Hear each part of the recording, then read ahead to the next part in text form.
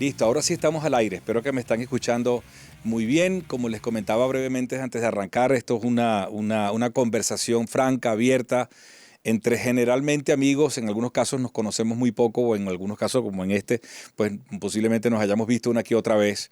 Les agradezco muchísimo a las dos el haber atendido esta invitación y por su tiempo y su dedicación.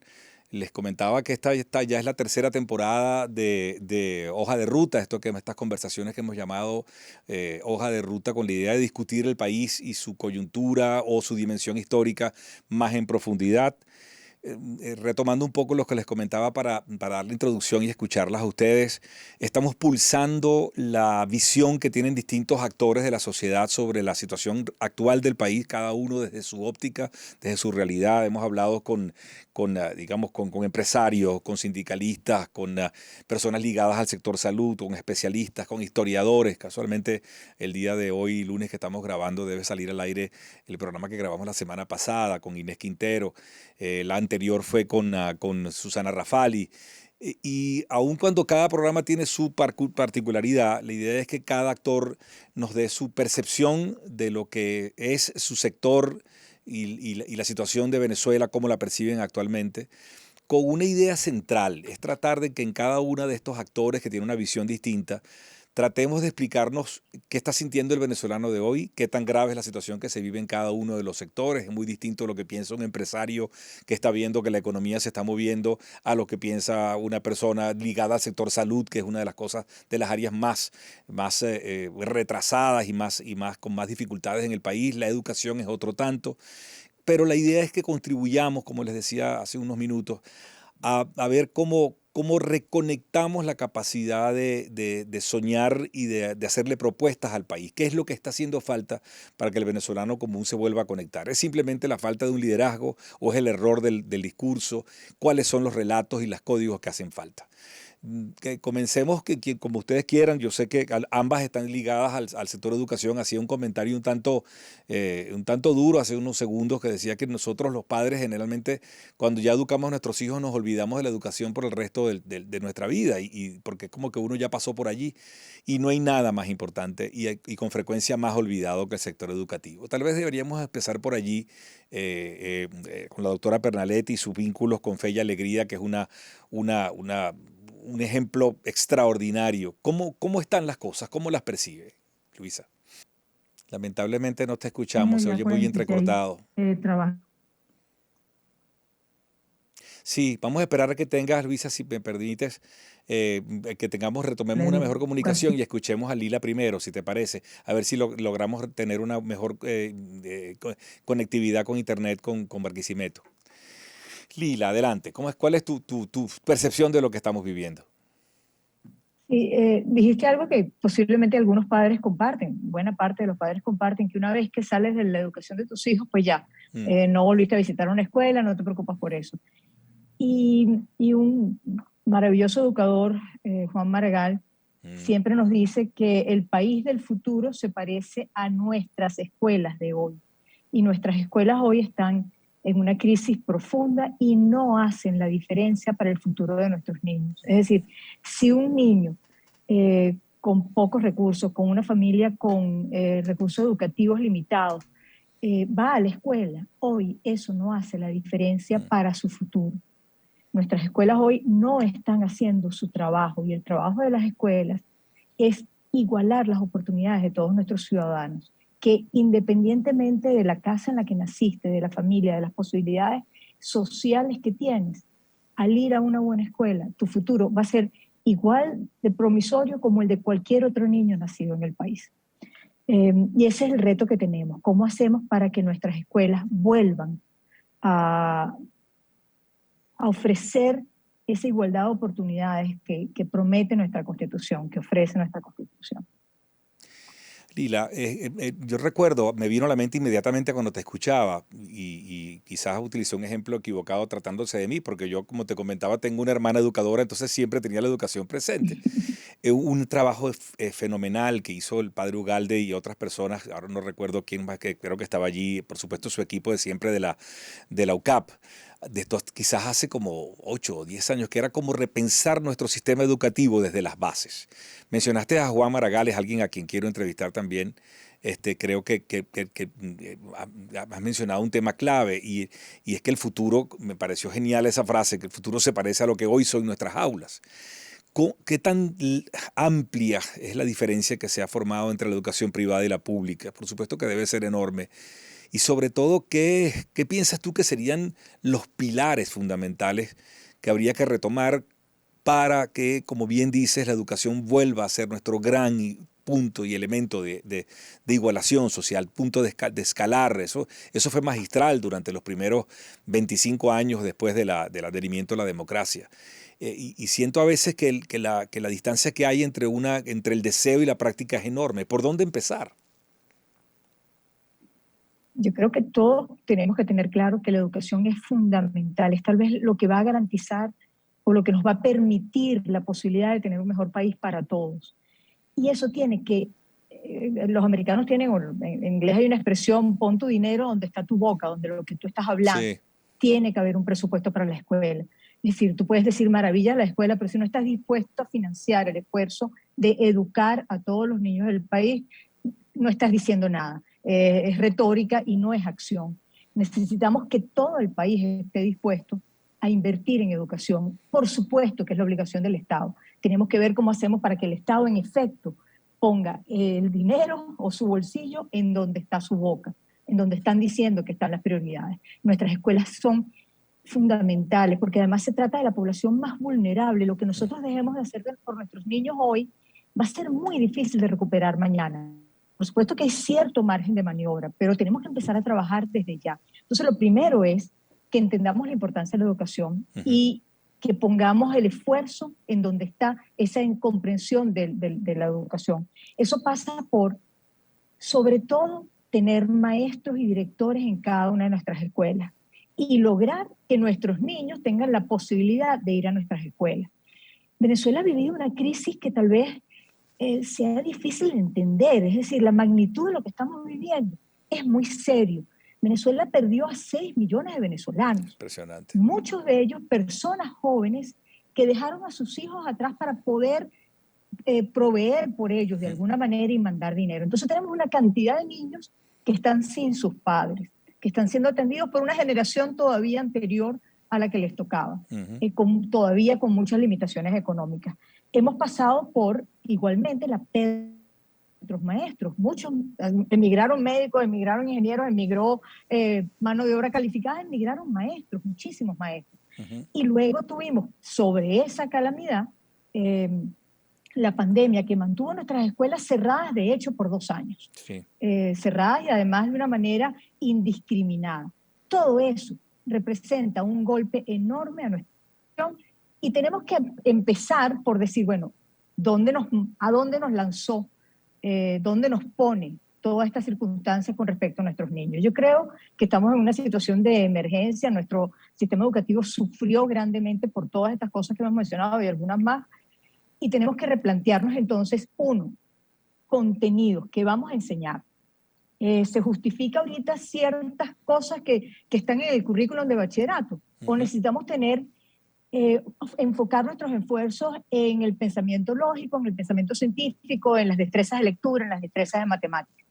Y yo creo que por ahí deben ir los tiros. Necesitamos maestros valorados, necesitamos maestros que puedan, que reciban una remuneración que represente la importancia de la tarea que tienen. Y por supuesto, directores de escuela.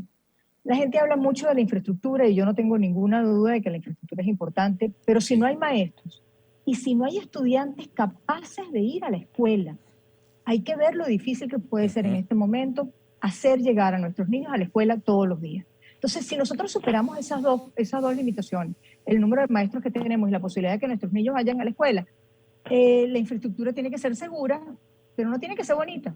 puede irse embelleciendo. Es decir, tenemos que poner la prioridad donde está, y está en nuestros maestros y en nuestros niños, y luego en enseñar cosas que son valiosas. Me parece estupendo lo que has comentado y me da pie para ir a una siguiente sección, pero me dicen que ya tenemos conectada a la profesora Pernalete solamente por vía audio.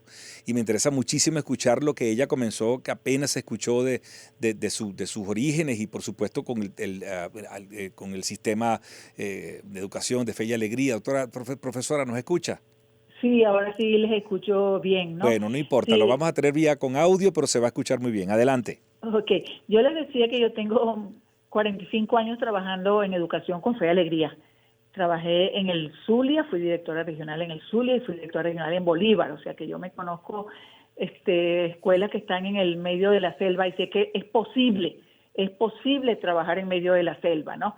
Pero necesitamos, como bien estaba diciendo Lila, necesitamos maestros. Más de una vez yo fundé escuelas debajo de un árbol, en un patio prestado, en un galponcito todo que nos prestaba la capilla, pero siempre yo sabía que yo tenía que poner el maestro, o sea, Feliría tenía que poner el maestro, o sea, sin maestros no hay educación ni a distancia, ni presencial, ni de ninguna manera, ¿no? Sí. Y eso es uno de los retos, cómo hacer para tener incentivos para que los jóvenes bachilleres quieran estudiar educación.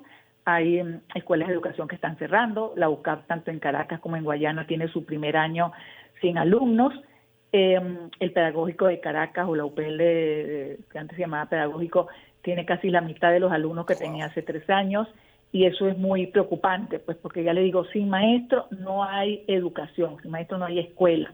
Entonces, no solamente es el salario, porque es el acompañamiento, es la formación, es la actualización, porque la educación ha cambiado, no solamente por las tecnologías, sino porque estos 2 años de educación a distancia cambiaron también a los muchachos, ¿no? Uh-huh. Entonces tenemos un problema de rezago escolar muy importante, los muchachos retornaron a la escuela, pero algunos, los pequeños, se les había olvidado leer, a otros se les había olvidado hasta agarrar un lápiz, perdieron la disciplina, los hábitos, entonces este año ha sido realmente muy difícil, y si los maestros no tienen acompañamiento, además del salario bajo, entonces la cosa está más difícil todavía. Pero nosotros podemos decir, eso es la importancia de recuperar buenas prácticas, que cuando tú tienes unos maestros bien acompañados, en donde no solamente le da formación para que se actualicen, sino también tienen acompañamiento psicoafectivo, o sea, cómo estás tú, cómo están en tu casa,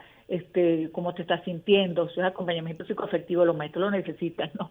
Entonces, es posible tener equipos de maestros bien conectados y que sean capaces de seguir atendiendo muchachos. Pues si eso lo hacemos nosotros en circunstancias muy difíciles, en entornos muy difíciles, pues también lo pueden hacer otros. No es para pedirles eternamente heroísmo, como me decía un jesuita, pero sí para decir que esto es posible porque tenemos mucha gente buena que hoy están subsidiando a la educación. En la mañana trabajan en una escuela, en la tarde hacen alguna otra cosa, aunque no sea de su carrera, pero eso es lo que les permite seguir atendiendo alumnos y lo hacen por vocación. Pero tú no puedes pedir permanentemente eso. Entonces un reto es que realmente los educadores sean valorados y se les pague según lo que dice el artículo 91 de la Constitución. Yo no estoy inventando nada. Uh-huh. Que dice que todo trabajador o trabajadora deben tener un ingreso suficiente como para poder satisfacer sus necesidades y de su familia. Eso es lo que estamos pidiendo, pues, ¿no?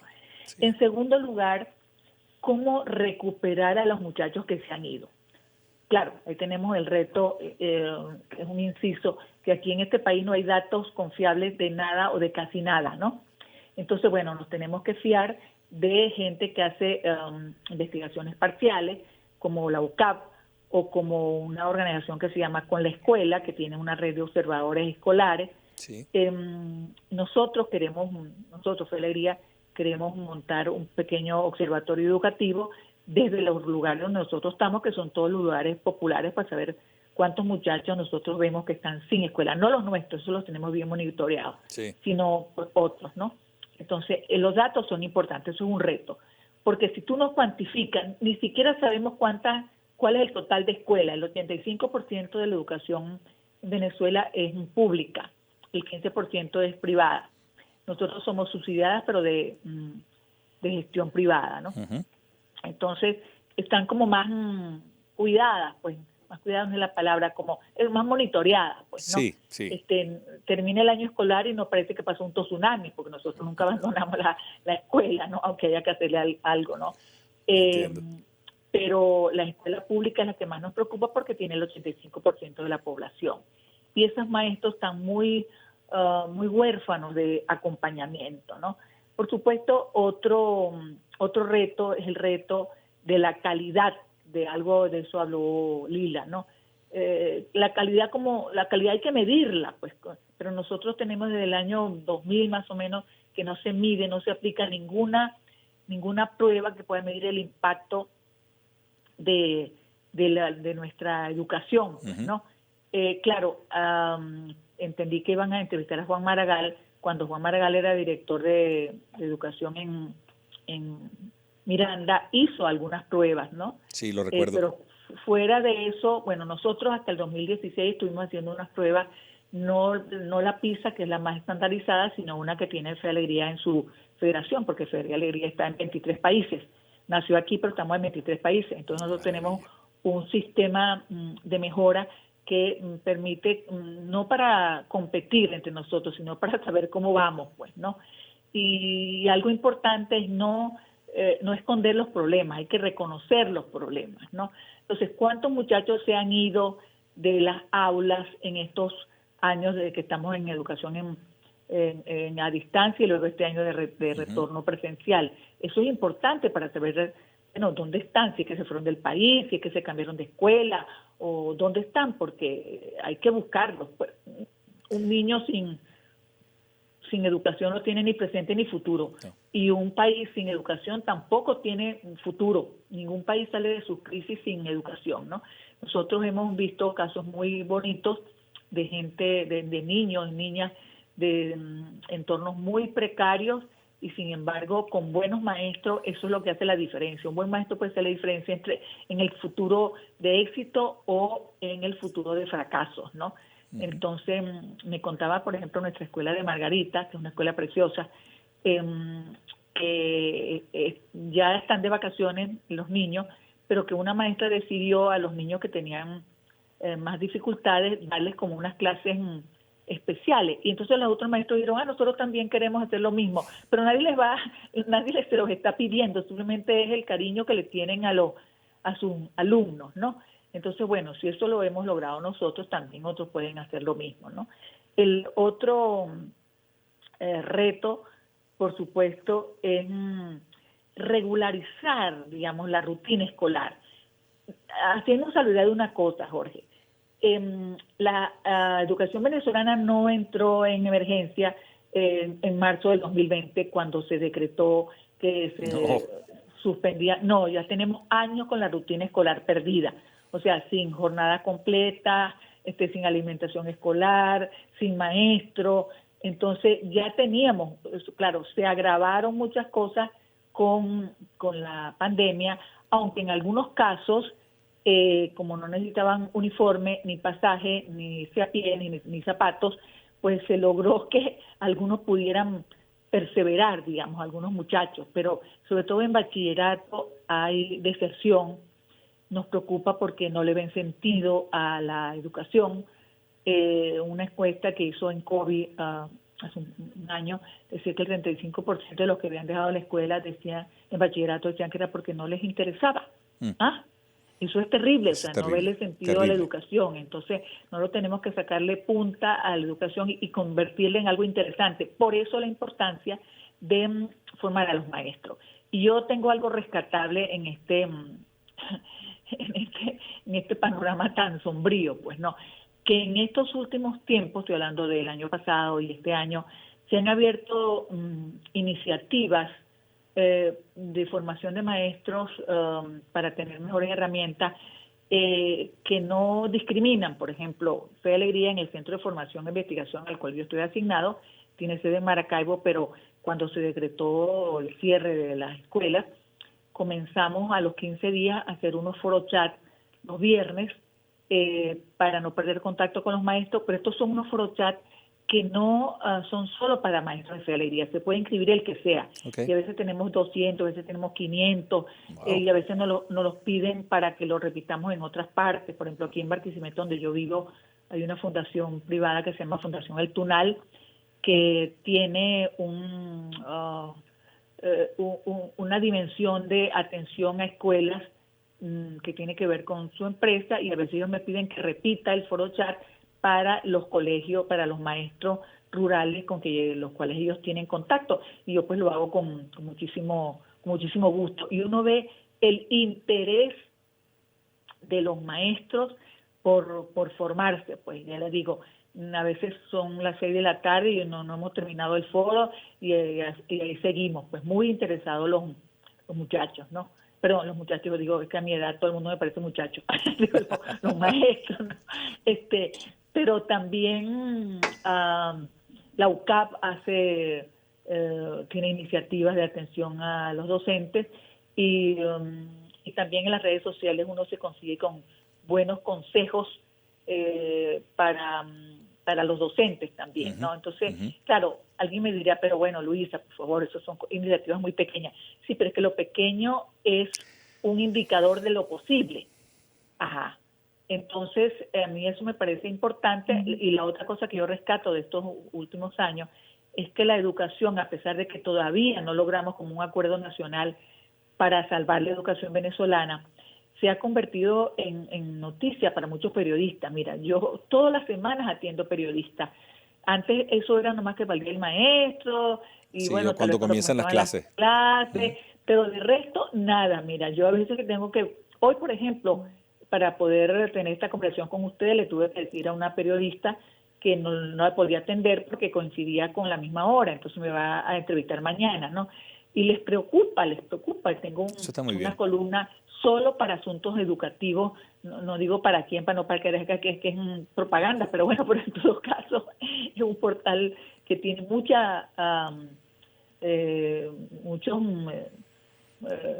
seguidores. Sí, pues, seguidores, ¿no? Que tiene, digamos. Entonces, y ellos me dijeron, cuando me pidieron que escribiera para ellos, me dijeron, solo queremos que escribas sobre educación. Bueno, yo cada 15 días hago un artículo sobre educación y tiene muy buena recepción, pues, ¿no? Eso significa que hay interés por el asunto. Pero nosotros en Celery estamos muy empeñados en que existiremos el próximo año, en el 2023, en hacer un acuerdo, bueno, con todos los actores. Mira, yo me acuerdo el año pasado, cuando Fede Cámaras tuvo su asamblea, yo fui una de las invitadas porque la educación era un tema, eso no pasaba nunca antes, que los empresarios se preocuparan por la educación, y además muy interesados, pues, ¿no? Eso es correcto. Entonces me invitaron y bueno, yo con mucho gusto, pues, participé en ese foro, pues eso fue el año pasado. Sí, ¿no? es correcto, lo recuerdo bien, claro que sí, que estábamos todavía haciendo asambleas vía remota, digamos, ¿no? Exactamente, entonces me buscaron un lugar para que no pasara esto, pues que se nos fuera a caer el internet, entonces yo me fui a ese lugar y bueno, tuvimos perfectamente la participación, pero eso no era antes, ¿no? No, ha cambiado, lo cual significa que hay interés, pero todavía el interés no es suficiente, porque la educación no puede ser solo un tema para nosotros los educadores. Por supuesto, la familia también tenemos que saber que jugamos del mismo lado de la cancha. Eso para nosotros es muy importante, que los padres y las madres se sientan parte del proyecto educativo, también los egresados, pero también los otros actores, las universidades, tengan o no tengan la carrera de educación, y bueno, y también otros actores como los empresarios, pues, ¿no? Correcto. Porque un empresario que contrate a un buen bachiller tiene garantizado muchas cosas, porque hoy con las actualizaciones se le enseña al muchacho, bueno, cuando estamos actualizados, a aprender, a emprender, o sea, no solamente matemáticas y lengua, lo cual por supuesto es básico, pero también se le enseña a tener competencias para aprender toda la vida, ¿no? Entonces, eso es una de las cosas que nosotros insistimos en nuestros bachilleratos, que son todos técnicos, o sea, todos salen como técnicos medios, y pueden salir trabajando porque es de sus pasantías, pero les enseñamos disciplina, les enseñamos a trabajar en equipo, les enseñamos a Eso es clave. aprender, claro.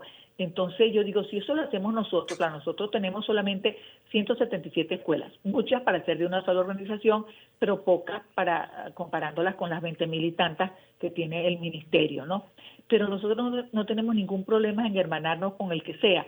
Y te doy un dato nada más. Alguien me decía que porque yo cuento tantas anécdotas, porque las anécdotas son las que te dicen Siempre que las son cosas buenas son posibles. referencias. Sí. Claro, hay una escuela nuestra en el estado Bolívar, que está en media cuadra, y a la otra media cuadra, en la otra parte de la media cuadra, está una escuela oficial, que es un desastre, ¿no? Y la nuestra toda ordenadita. Bueno, este año la directora de nuestra escuela, que vive ahí en el barrio, dijo, yo voy a hablar con la directora del liceo que está atrás para ver cómo ayudamos a que ese liceo también sea un buen liceo. Fíjate tú, nadie le va a pagar a esta directora ese trabajo extra, ¿no? Porque nuestros niños salen de sexto grado y se van a ese liceo y no quieren ir a ese liceo porque es un desastre, un desorden, un vandalismo. Entonces dice, yo voy a hablar con la directora del liceo para ver cómo ayudamos a que ese liceo también pueda ser recuperado, ¿no? Sí, entonces, entonces eso es lo que yo llamo velitas en medio del apagón. Mira, en Caracas no se le da mucho la luz, pero a nosotros sí se nos va. Sí. Cuando se te va a las 7 de la noche, tú agradeces que tengas una velita, porque si bien con la velita no vas a prender la computadora, ni vas a tener internet, pero no te caes en el siguiente paso. Entonces a veces nosotros recogemos velitas en medio del apagón para decir que eso es posible. Sí. Y cuando tú ves maestros que de verdad dan con toda su vocación, subsidian para poder seguir trabajando en educación, si bien hay que seguir exigiéndole al Estado sus responsabilidades, eso es importante, pero hay que decir que tenemos unos docentes honestamente muy preocupados y muy ocupados de sus alumnos. Por eso todavía seguimos teniendo escuelas, ¿no? Sí, ahí entonces, parece mentira. Ahí tenemos todavía de pie, con así sea con palillos, un sistema educativo que mal o bien está dando de sí todo lo que puede. Claro, y estoy de acuerdo con lo que terminaba diciendo Lila, que la infraestructura es importante, es verdad, que tengan agua potable, que esté decente, porque el ambiente también educa. Tengo que decir que yo he fundado escuelas, ya te digo, he fundado cursos en una churubata indígena. Yo decía, mire, cuando me pedían en Bolívar escuelas para zonas indígenas que no tenían escuela, decía, mire, pero no tengo dinero para hacer el salón, no importa, nosotros hacemos la churubata, nosotros hacemos los pupitres, pero yo sabía que era lo que venía. Pero usted pone la maestra. Así que es lo importante. Así sea debajo de una churbata que todavía está por hacerse, allí vamos a dar clase. Es correcto. Así es. Correcto. Bueno, profesora, yo me quedé maravillado escuchándolas a las dos. Y esto es un tema que es apasionante porque, como se ha dicho, está en el centro, es el pivote central de lo que el país puede ser en el futuro. Yo quiero meterlas un poco ahora en camisas de 11 varas. Yo estoy convencido de que no hay reto, no hay revolución más importante que una revolución educativa, con todo y lo que a veces ya la palabra revolución la tenemos un poco ya atragantada en los últimos años, pero es trascendental. Y tiene que ver con lo que ya se ha comentado, pero también con lo que Lila decía de aprovechar el cambio, el giro tan transformador, tan grande que está dando el mundo para inclusive hasta repensar cómo es que vamos a educar. Pero para eso hace falta varias cosas, pero fundamentalmente recursos económicos, sin duda alguna, que en muchas ocasiones o casi siempre solo el Estado puede proveer. Hace falta una gran voluntad, no solo política, un país que decididamente con sus instituciones quiere respaldar el tema educativo como transformador, como eje central del desarrollo o de un nuevo sueño de país. Hace falta vocación, ustedes lo han dicho también, y yo estoy convencido, y repito, por ser hermano de maestra, es impresionante la vocación que tiene una persona que quiere dedicarse a la docencia. Es algo extraordinario, no sé, parecido al sacerdocio incluso a la vocación de algunos médicos, etcétera. Pero estamos metidos en un problema grave que ustedes conocen muy bien.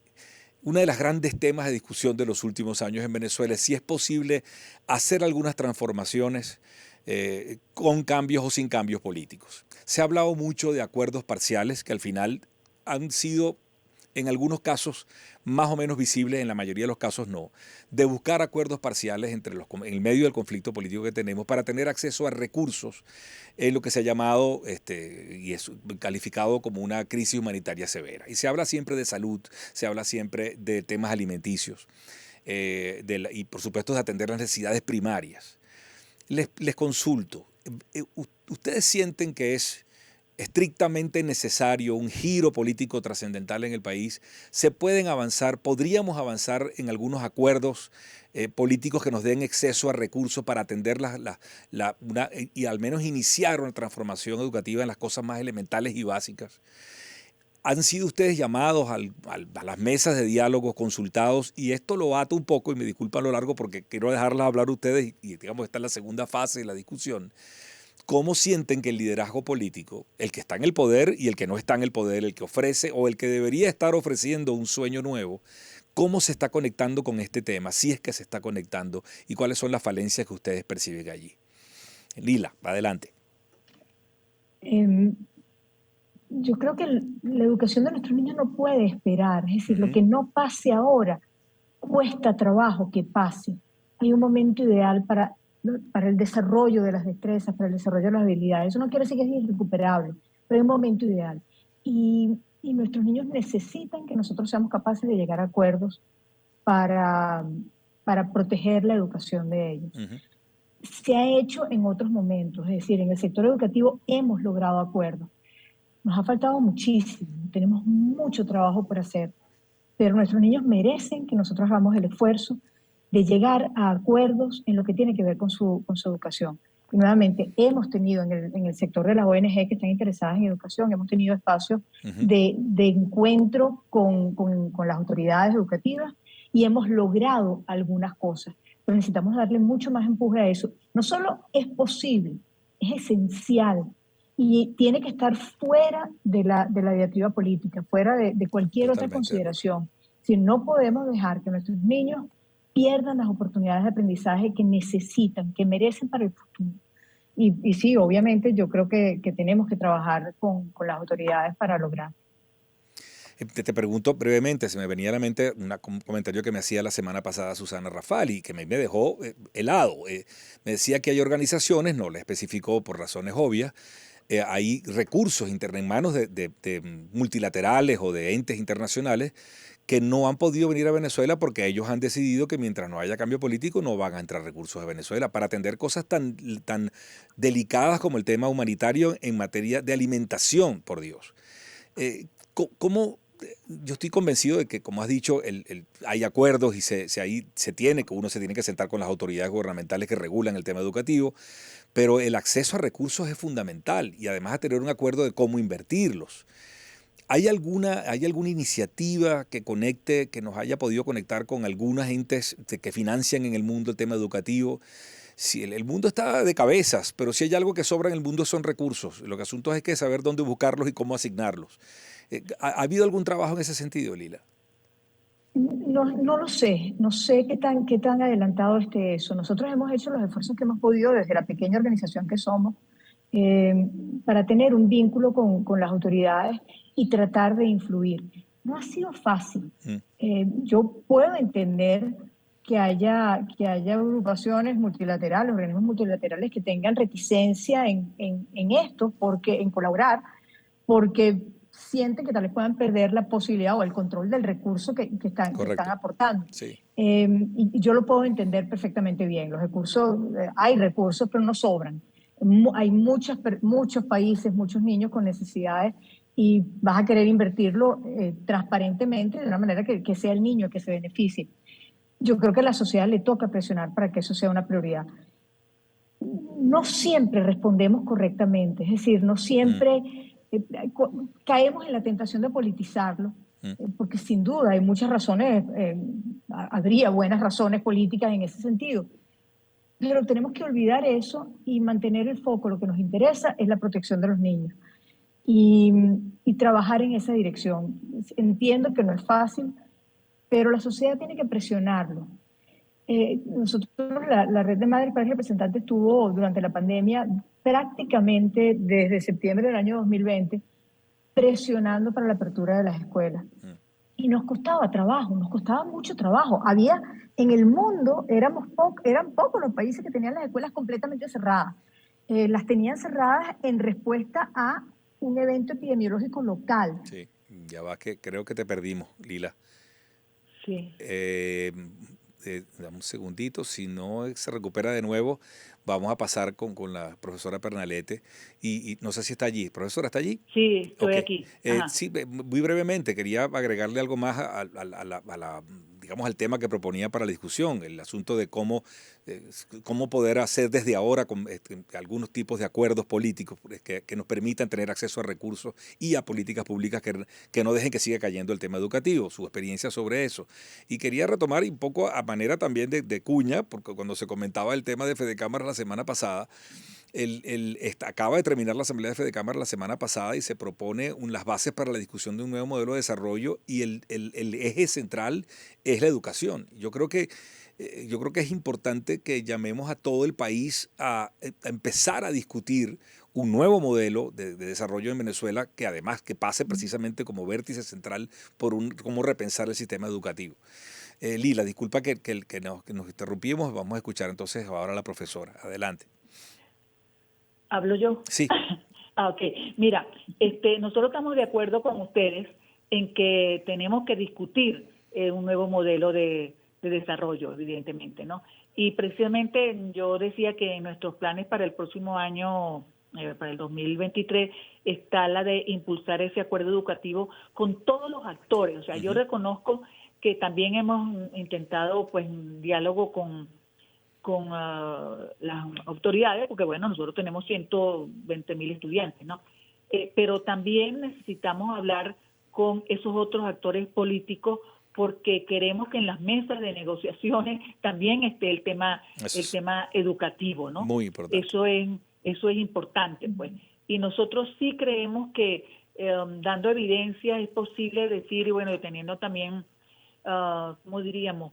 Como el esfuerzo, pues, de que hay que hacer las cosas bien, se necesita más recursos. La UNESCO tuvo un pre-congreso hace poco, en el mes de junio, fueron 150 autoridades entre viceministros y ministros de educación, creo que el de aquí de Venezuela no había, pero va a haber otro no sé si en septiembre o en octubre, y una de las cosas que dice la UNESCO es que se necesitan más recursos, que países con desarrollo bajo y medio han reducido sus recursos para sus inversiones para educación. Entonces seguro que Venezuela está entre esos, pues no.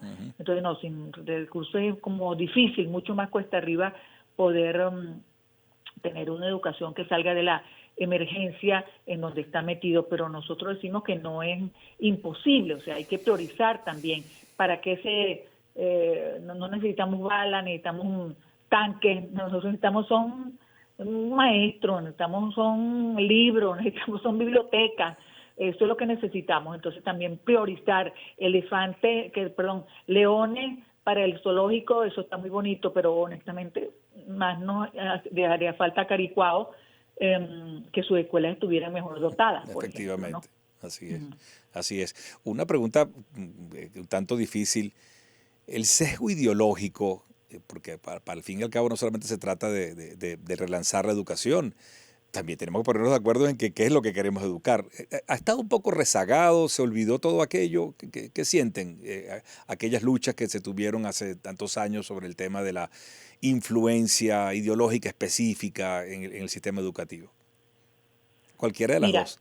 Mira, con buenos maestros, el buen maestro sabe orientar a su muchacho. Me acuerdo una vez que yo hablé con un viceministro no hace mucho tiempo, y él me dijo, mire, profesora, usted sabe que uno no puede tener un supervisor en cada salón. Eso me lo dijo un viceministro. Ajá. Usted sabe que nosotros no podemos tener un supervisor en cada salón. Eso es absolutamente cierto, ¿no? Pero en todo caso, con buenos maestros, lo que importa es que el muchacho realmente aprenda y tenga competencia, y entonces eso tiene que estar por encima de cualquier diatriba, ¿no? Mira, Mandela, que estuvo más de 20 años preso, estuvo 2 años negociando, y bueno, pudo salir en paz y dijo que la venganza, por cierto, hoy estamos recordando a Mandela, que la venganza era muy mala consejera. Mandela, una de sus prioridades cuando comenzó a ser presidente fue la educación, y Sudáfrica estaba postrada por muchas razones, ¿no?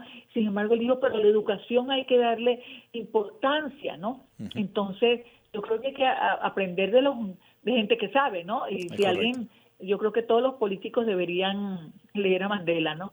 Entonces, porque con un periodo muy difícil, más difícil que el que nos está tocando a Venezuela, y sin embargo evitó una guerra civil y le dio mucha importancia a la educación. Extraordinario, Entonces, un ejemplo extraordinario, correcto. Entonces creo que tenemos que aprender de la gente que ha hecho historia, pero no estoy hablando de hace 4 siglos, estoy hablando de Mandela, que murió hace poco. Bueno, eso es correcto. Eso es lo que yo digo, que las cosas son posibles, pero la peor diligencia es la que no se hace, como decía una amiga mía en Guayana, ¿no? Totalmente. Lila, ¿algún comentario específico sobre ese tema espinoso de la ideología? Y entramos ya en las preguntas finales. Sí, yo creo que necesitamos en efecto un acuerdo nacional. Creo que tenemos que sacar la política de la política de la discusión sobre la educación de nuestros niños, y tenemos que ver cómo empujamos en esa dirección. Y yo estoy segura que podemos hacerlo, pero hay que llegar a acuerdos y a consensos en el ámbito educativo. Los niños no esperan, no tienen cómo esperar, y no es justo que los pongamos en una situación como la que estamos poniendo. Es correcto.